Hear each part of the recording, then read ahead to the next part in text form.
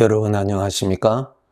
이 시간에는 마태복음 10장 11절부터 13절에 보면은 예수님께서 12 제자를 부르시고 세우시고 권능을 주시고 이제 보내십니다. 그때 하신 말씀입니다.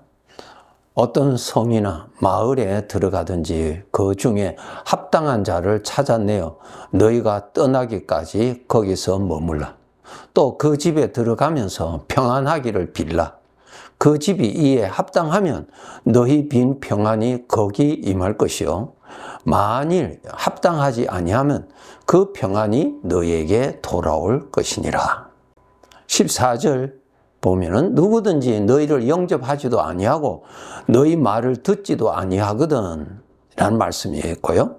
17절에 사람들을 삼가라. 그들이 너희를 공회에 넘겨주겠고 그들의 회당에서 채찍질하리라. 19절 너희를 넘겨줄 때에 어떻게 또는 무엇을 말할까 염려하지 말라. 그때에 너희에게 할 말을 주시리니. 20절 말하는 이가 너희가 아니라 너희 속에서 말씀하시는 이 곧 너희 아버지의 성령이시니라. 22절 너희가 내 이름으로 말미암아 모든 사람에게 미움을 받을 것이나 끝까지 견디는 자는 구원을 얻으리라.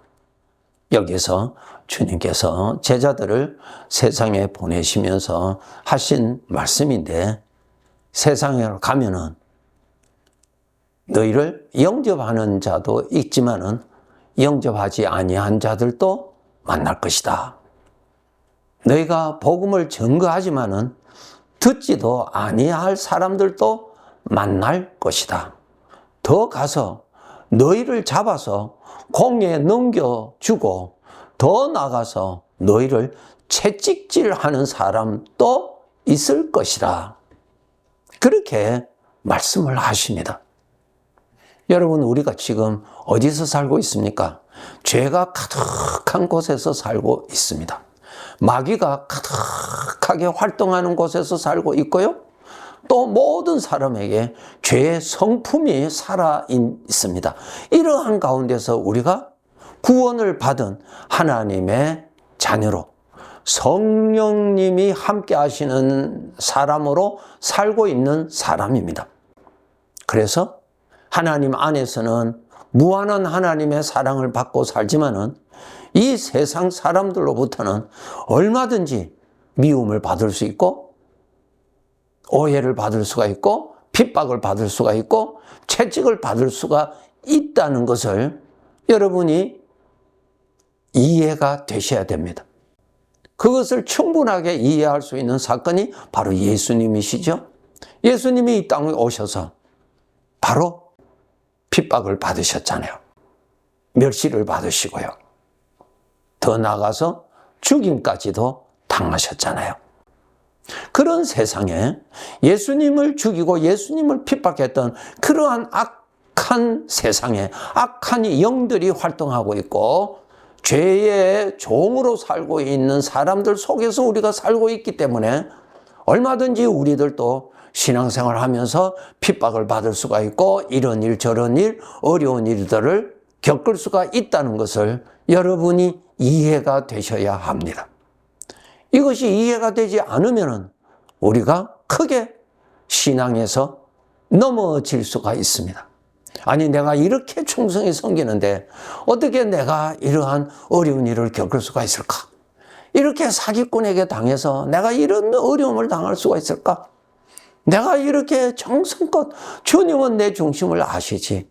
내가 이렇게 정성껏 섬기는데 어떻게 이렇게 오해를 받아서 정말 모든 사람이 나에게 손가락질을 할 수 있을까? 그것이 이해가 되지 아니하면 신앙생활이 꺾여버리죠. 알아야 돼요. 예수님께서 제자들을 보내시면서 너희가 가면은 바로 이런 일들을 이 사회에서, 이 세상에서 얼마든지 당할 것이라는 것을 미리 알려주십니다. 죄가 있는 곳에서 살고 있습니다, 여러분. 그래서 우리 성도들이 신앙생활 한때 잘 하다가 시험에 빠져서 점점 깊이 빠져서 나중에는 불신자처럼 살아가는 사람들까지 생길 수가 있는 것이 바로 죄가 활동하기 때문에 그렇습니다. 그리고 우리가 신앙생활을 잘 하기 위해서는 정말로 게을리하면은 얼마든지 죄의 생각에 빠져서 실족하게가 된다는 것입니다. 그래서 여러분, 사람을 볼 때 외모로 보지 말라고 예수님 말씀하셨죠? 예. 사람을 볼 때 두 종류로 봐야 돼요. 죄의 조종을 받고 사는지 아니면은 우리 주님의 은혜 안에서 사는지, 이 두 종류예요, 여러분. 겉모양만 보고 판단하시면 안 됩니다. 거기에서 실족하는 것입니다. 아니, 그 사람이 어떻게 그럴 수가 있느냐고 그렇게 시험에 빠집니다. 이해가 안 되니까요. 죄가 사람을 얼마든지 유인하고 죄가 준 생각에 빠져서 얼마든지 죄가 이용할 수 있다는 것을 여러분이 알아야 됩니다. 오늘날 우리 구원받은 자들은 죄가 나를 이용하지 않도록 깨어있을 뿐만 아니라 주님이 나를 사용하실 수 있도록 주님을 가까이 하면서 살아야 됩니다. 우리는 피조물입니다. 피조물이요. 피조물은 내가 누구에게 소속되어 있느냐가 중요한 것입니다. 우리는 피조물입니다, 여러분. 내가 주인이 아니에요. 누가 나를 주관하느냐가 중요한 것입니다. 세상 사람들은 내가 나를 주관하지 이렇게 하지요. 그것이 바로 죄가 주관하는 것입니다. 죄는 사람을 속이거든요. 죄라고 하는 정체는 뒤로 숨고 너 자신을 위해서 살고 너의 만족을 위해서 살고 내가 주인이다. 내 기쁜 대로 살아라.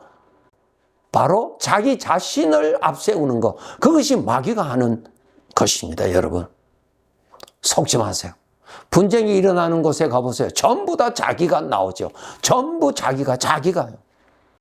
그것이 마귀의 수법이에요, 마귀가. 알아야 돼요. 나는 누구에게 소속되어 있는가가 중요합니다. 성경 보세요. 예수님께서 말씀하셨죠. 너희가 본래 죄의 종이었다. 죄에 소속되어 있는 자였다는 말씀이죠.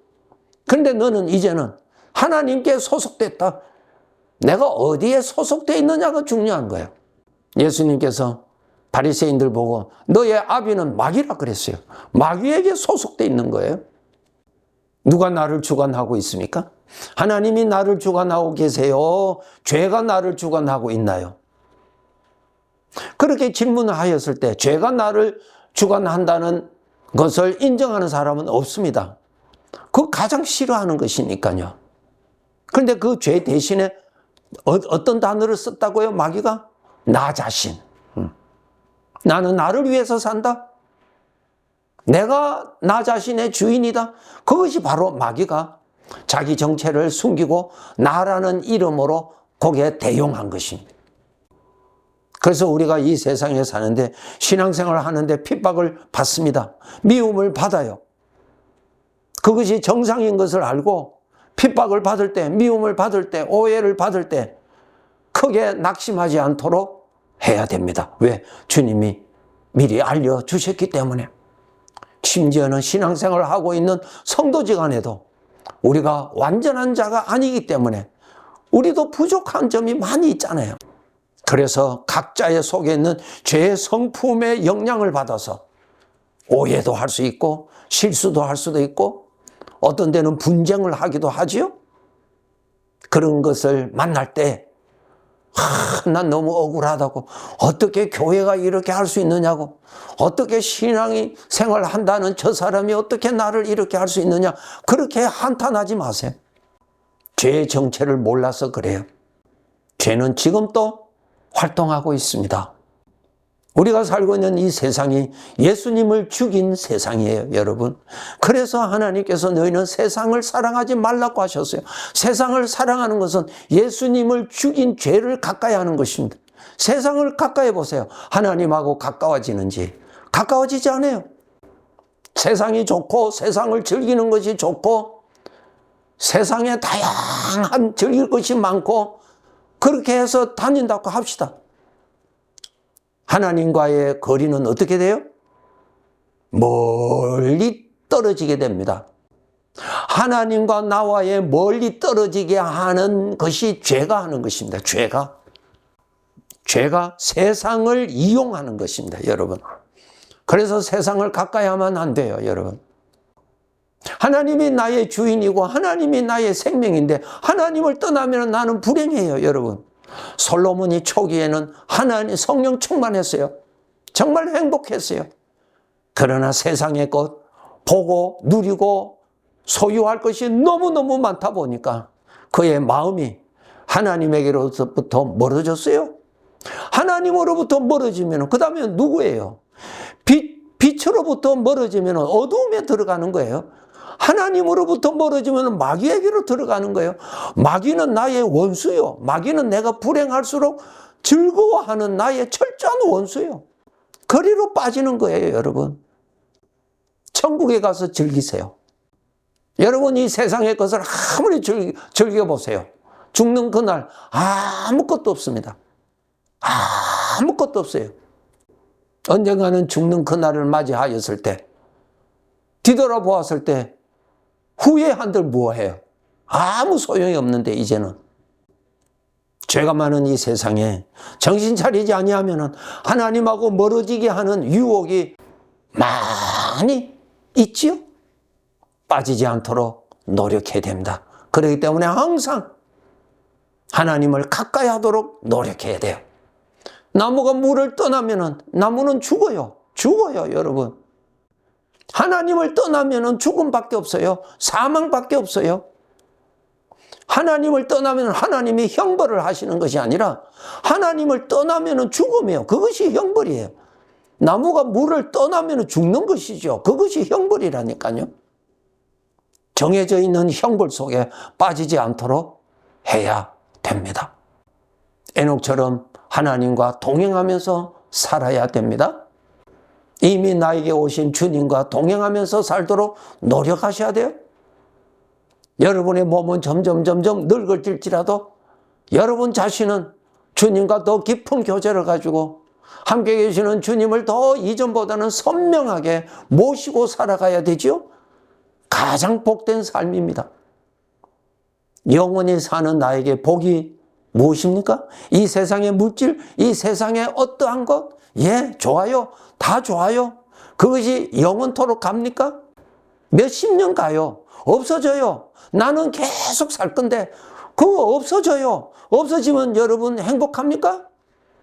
결국은 빈털터리가 돼요. 불행이에요, 불행. 속지 마세요, 여러분. 이 세상의 부귀영예, 우리가 얼마나 욕심부려요. 좀 더 많이 소유하고 싶어요. 그런데 그것이 영원히 가지를 않는데요, 여러분. 필요해요. 그거 불필요하다는 거 아니에요. 필요해요. 그러나 영원히 가지를 않습니다. 이 세상에 올 때 내가 아무것도 가지고 온 것 없이 왔고 이 세상을 떠나대도 아무것도 가지고 가지 않는다는 것이 인생 아니에요? 그런데 나는 영원히 살 것인데 하나님을 기쁘시게 하는 삶을 많이 쌓아놓은 사람은 영원히 누릴 복을 준비한 사람입니다. 여러분의 영혼을 위해서 준비를 착실히 하십시오. 그날이 반드시 옵니다.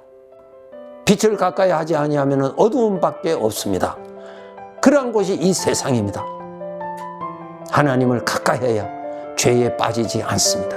하나님하고 멀어지면 죄에 빠집니다. 죄에 빠지면 사망의 고통을 당하게 돼 있어요.